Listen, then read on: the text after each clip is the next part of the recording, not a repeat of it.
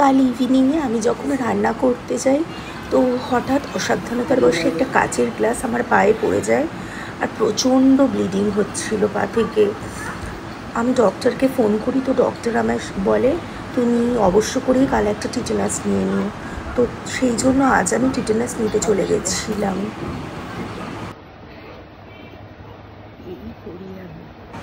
আমি কিন্তু টিটেনাস নিতে প্রচণ্ড ভয় পাই, বিকজ এই সিরিঞ্জটা দেখলেই আমার ছোটোবেলা থেকে একটা অদ্ভুত আতঙ্ক হয়।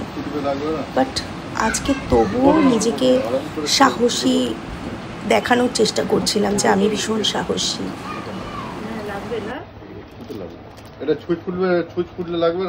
তো যাই হোক, ভয় পাওয়া সত্ত্বেও আমায় নিতে হয়েছে টিটেনাসটা, বিকজ যেহেতু অতটা কেটে গেছে, কাছে ব্লিডিং হয়েছে।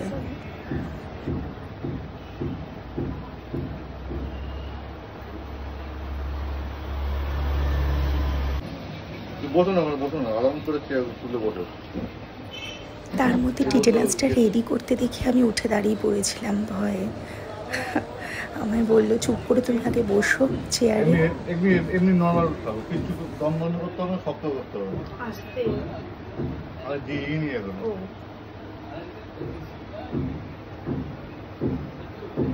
আস্তে দিও। ঠিক আছে, তুমি ওদিকে তাকাও, কিছু হবে না।